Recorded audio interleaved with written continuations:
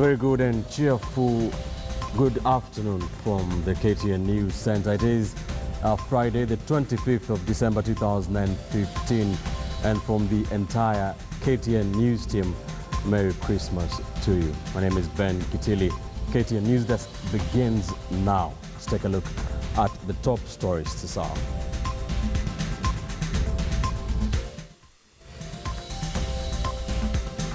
Christmas Day. Traffic crackdown continues countrywide during the festive season. And Ugandan church sets the tone for the Christmas holidays.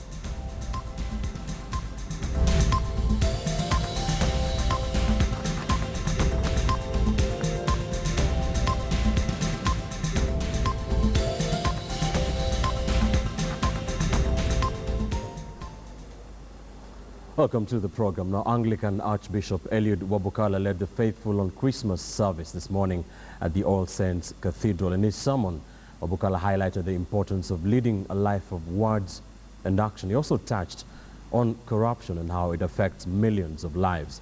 He encouraged politicians to share God's love. Wabukala talked about the value of unity and family bonds within the community. He also commended the Muslim heroes in the last Mandera attack.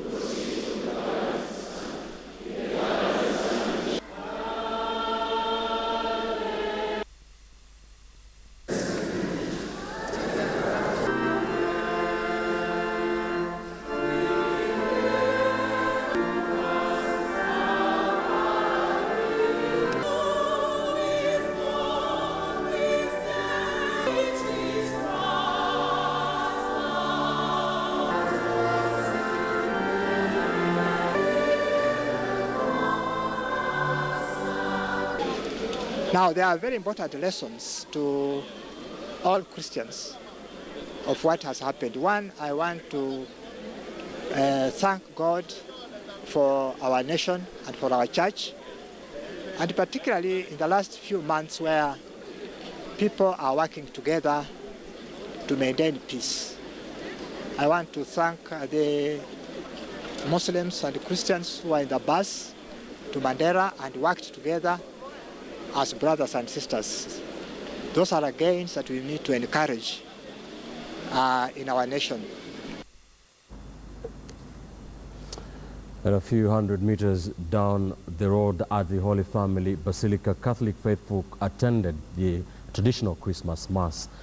John Cardinal Njue leading the celebrations.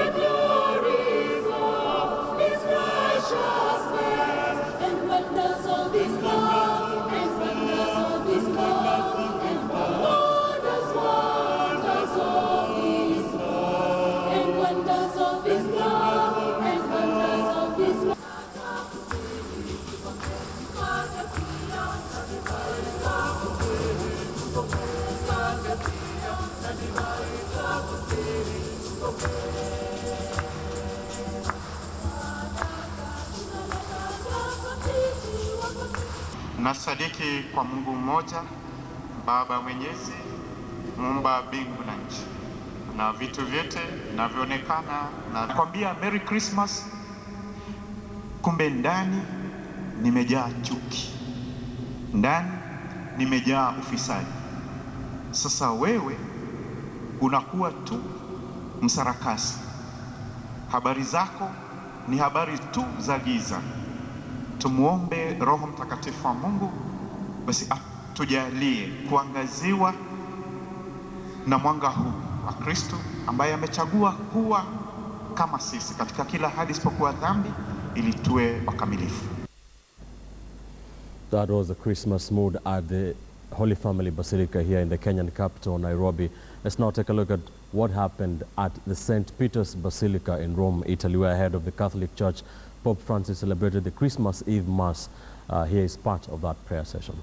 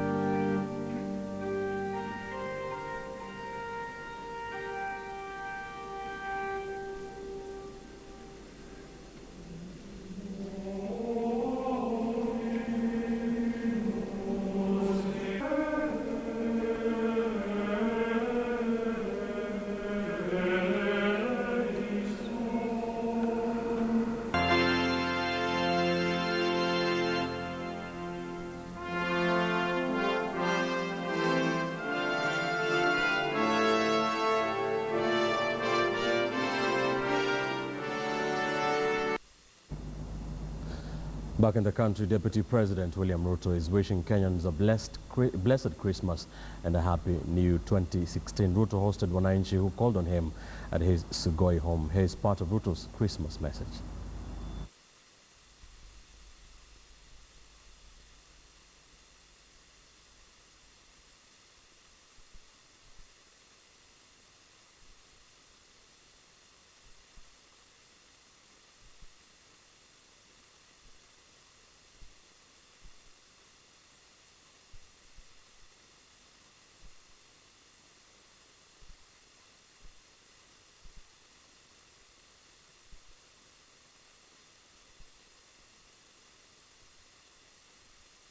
Mimi nawatakia ninyi nyote na Wakenya wengine Krismasi yenye fanaka, Krismasi yenye baraka ya Mwenyezi Mungu.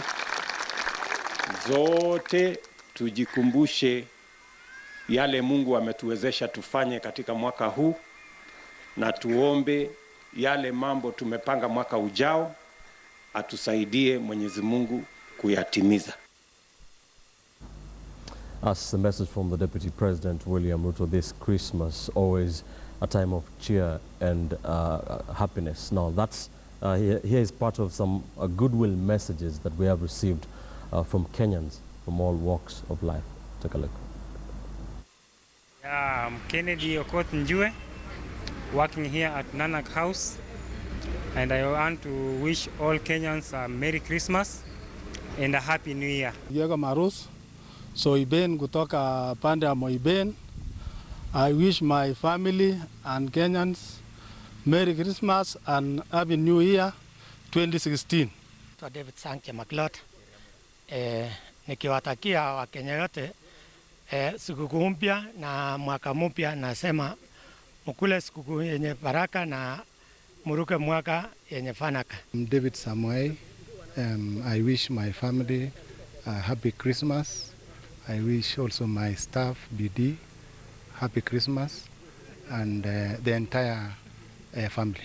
Thank you. Festa K. Kwambai. I wish a Merry Christmas and Happy New Year to my family in Kapchegenya and all Kenyans as well. Also, I wish a Merry Christmas to the entire Maibeki location and farmers as well. Kilpat Kesang, ningependa kuwatakia Krismasi njema kwa Wakenya wote, aswa wale wa Moipen na familia yangu wakiwa wa Moipen, wenye wako Aror, wenye wako Eldoret, na watakia Happy New Year, Merry Christmas, Happy New Year. Thank you. My name is Shadrach Wawero. I would like to wish Kenyans Happy Christmas, and also probably to encourage them to work as a team, and also probably in unity with other relevant religions, that is Muslims and the Hindus. Let's also not forget, when we are celebrating this Christmas holiday, the other religions which are not celebrating, we would call upon other religions to still continue working with us, as we saw the Madeira issue, whereby the religions was the core teamwork which helped to save some of life of our Kenyans. Thank you. I want to wish Kenyans of all walks of life Kila Laheri during these celebrations, Easter and 25th. So I wish all Kenyans well, and I want to appeal to our security agents to remain vigilant during this period.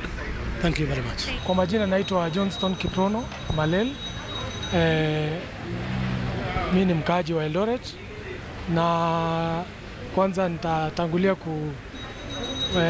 wish jamii yangu ambayo iko kule Nakuru, mama, watoto pamoja na familia nzima, Merry Christmas na mwaka mpya wenye fanaka. Kwa David Sanke Maklot, nikiwatakia Wakenya yote sikukuu mpya na mwaka mpya, nasema mkule sikukuu yenye baraka na muruke mwaka yenye fanaka. I'm David Samuel. I wish my family a happy Christmas. I wish also my staff, BD, happy Christmas, and the entire family. Thank you. Festa Cake Wambai, I wish a Merry Christmas and a Happy New Year to my family in Kenya and all Kenyans as well. Also, I wish a Merry Christmas to the entire Maibeki location and farmers as well. Kilpat Kesang, ningependa kuwatakia Krismasi njema kwa Wakenya wote, aswa wale wa Moipen na familia yangu wakiwa wa Moipen, wenye wako Aror, wenye wako Eldoret, na watakia Happy New Year, Merry Christmas, Happy New Year. Thank you. Robert Kapkia, I wish my family Happy Christmas and Happy New Year. My name is Kenozia. I come from Dubai. A Merry Christmas. And you're very smart. A number of accidents were witnessed in Nairobi on the eve of Christmas as people engaged in the festivities. The National Transport and Safety Authority, NTSA, has urged all Kenyans not to drink and drive in order to ensure safety during this period. Christmas Eve and the streets of Nairobi were busy. Nightlife and celebrations. There are those who clearly had one too many, perhaps in the spirit of ushering in the day Jesus was born.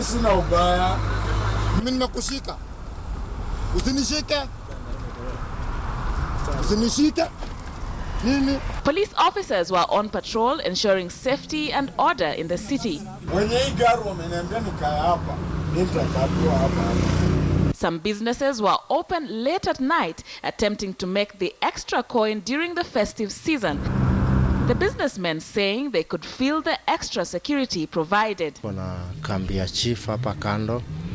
Tunafanya kazi paka saini saa 8. Sharon Momanyi, KTN News.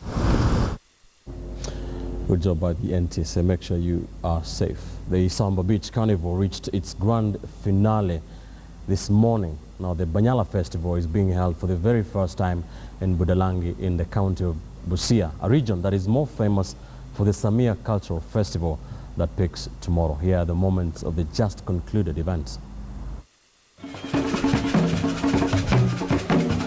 Dawn breaks in Budalangi and Lake Victoria is teeming with boats. The stakes are high for the boat race, the opening and major event in the Banyala Cultural Festival, rebranded the Isambo Beach Carnival.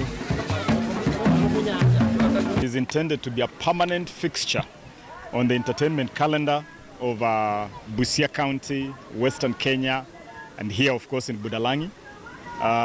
We are calling this event Isambo Beach Carnival. And as you can see, we are actually on the beach. There is water here, there is sand here, there is a breeze here. Everything you can imagine of in terms of a beach is right here. And those who imagine that you cannot have scenes like this in Budalangi, it is right here for everybody to see. Isambo is actually a Luhya word from the Nyala dialect of the Luhya community that means celebrate, that means exalt, that means be happy. And so the very word, the very title of this event is about celebrating our culture. The race pits renowned teams in this area against one another. Kuhuachieng, Adoli, Namea, Pope Francis, Machinery, Owabo, Songambele, Jaber, and Muruka Safaricom, both male and female teams. They row in unison in the sweltering heat, outdoing each other. Machinery eventually takes the day. The carnival then continues at Bukoma Beach, a hive of activity.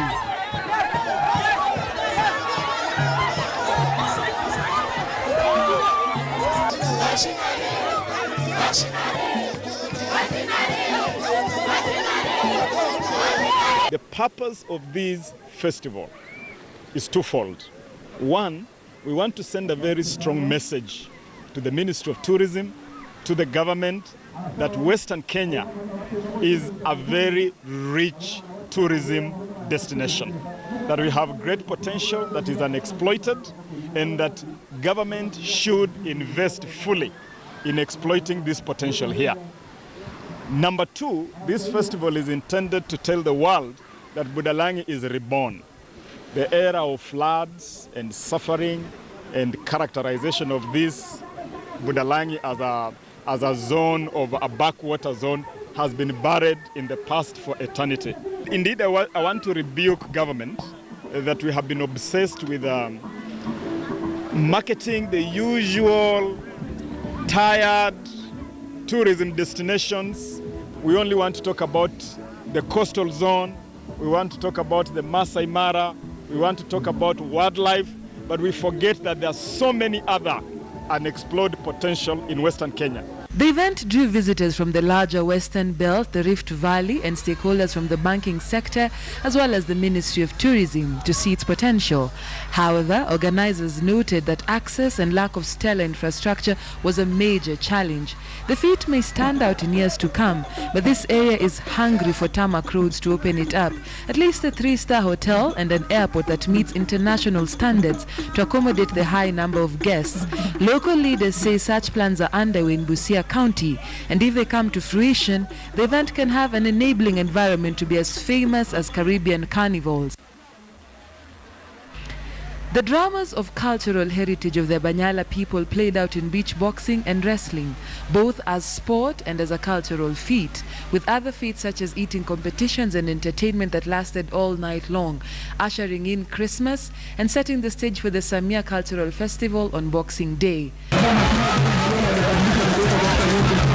This area has been known for flooding, but now the narrative, the leaders say, has to change to one that is a place that's open for tourism. At the end of the day, the residents were so excited with the carnival and they can't wait for next year.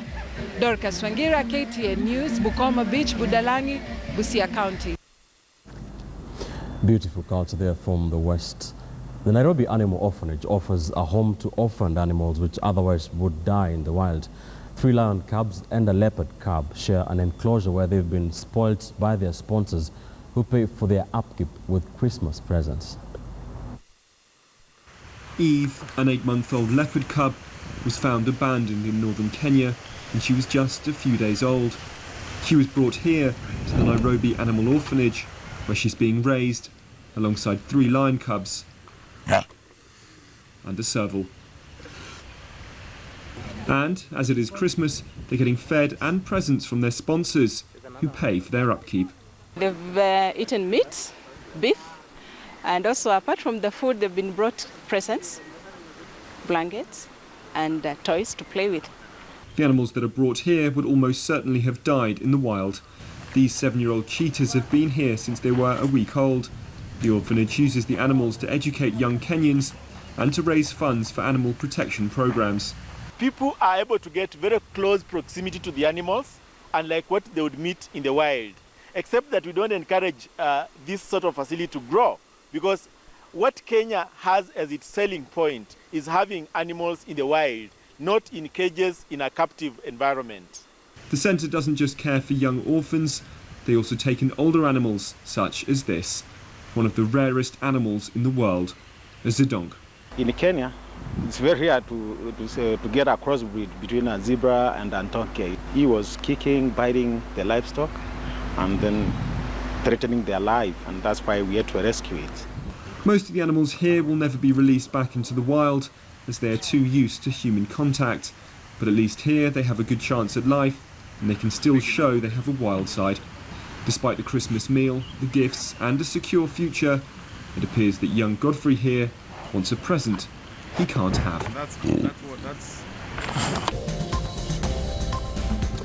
Welcome back. Thank you for staying with us this Christmas afternoon. This is KTN Newsdesk. Let's take a look at what's happening in the world of sport. And for the lovers of the Barclays Premier League, Arsenal will take on Southampton, seeking to go to the top of the English Premier League table with a win away at the St Mary's Stadium. Elsewhere, troubled Manchester United will be looking to get their first win in 6 weeks after failing to secure maximum points in the last 6 games as they face Stoke City at the Britannia Stadium. Title-chasing Arsenal head to England's south coast on Boxing Day as the Londoners look to end the year on top of the table with a win. That is, of course, dependent on table toppers Leicester City drawing against Liverpool or losing to the Reds on Saturday. Arsene Wenger's Chargers are on a 6-match unbeaten run in all competitions and produced a gritty 2-1 victory over fellow title contenders Manchester City to take outright second spot. Overall, we had quite a positive year and stabilized our defensive record and improved our record against the strong teams in the Premier League, and so it looks like we are on the right trend, on the right way. Southampton are the Gunners' last opponents of 2015. Though the Saints won the last fixture between the sides at St Mary's, Ronald Koeman's men have struggled in his second full season at the club. Ending last term in 7th, Southampton were in 5th place this time last year. Fast forward 12 months, the Saints are sat in 12th position and in the throes of a campaign characterized by inconsistency. Saturday's hosts enjoyed a 6-match unbeaten run in the league between late September and early November that included 4 wins and a draw and placed as high as 7th on the log. Since then, their season has somewhat regressed, 4 defeats and a draw in the 5 weeks thereafter.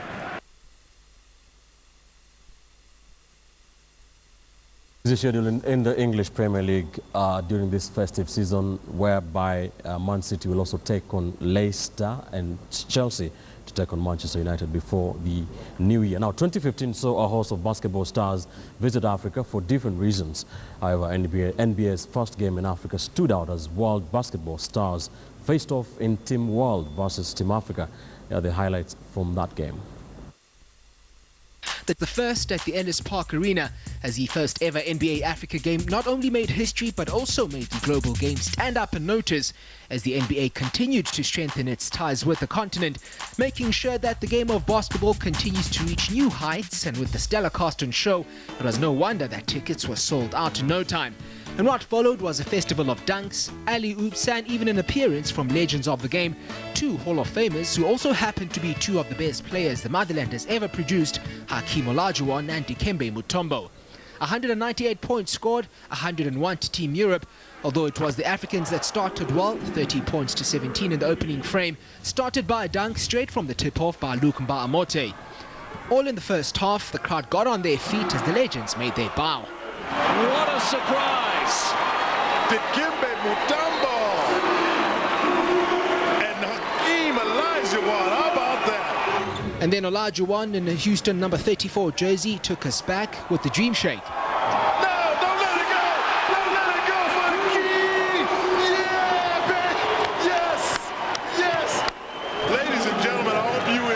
You saw that was a rare moment. Olajuwon back on the floor and Mutombo, unbelievable. With Africa leading 56-38 after the opening half, matters got a little serious in the second. At the start of the third quarter, Paul decided there'd been enough fooling around, hitting 3 straight three-pointers to bring the visiting team back. Threes were the order of the half as all of a sudden, Team World led 85-78 in the fourth and the crowd had a proper game. In the end, Team World went on a 14-0 run in the final frame to win the match 101-97. Washington's Bradley Beal led Team World with 18 points while Paul had 12. Milwaukee's Giannis Antetokounmpo had 22 points for Team Africa, with Deng adding 20. It wasn't about the numbers, however.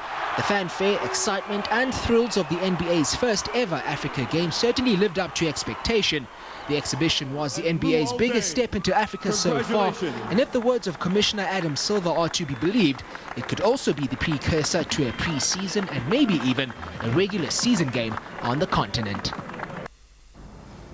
That was some good basketball. Now Barcelona were crowned the kings of European football this year after winning the Champions League, the La Liga and the Copa del Rey. The Catalan Giants gave out a perfect send-off to their captain, former captain Xavi Hernandez, and this is how their year unrolled. Real Madrid started the 2014-2015 season in impressive form, and a 12-match winning run saw the Giants from the capital end 2014 at the summit of the league table. 2014 FIFA World Cup star James Rodriguez made a big impact as a supporting act to the ever-spectacular Cristiano Ronaldo, as Carlo Ancelotti seemed to pick up where he left off after leading the club to La Decima the season before. There were little signs that those would be Ancelotti's last days with Los Blancos. They capped a fine first half of the season by winning the FIFA Club World Cup in December. Barcelona stayed in Madrid's shadow in that early part of the season as they settled after plenty of changes. Luis Enrique took over the reins, returning to the club where he spent 8 years as a player.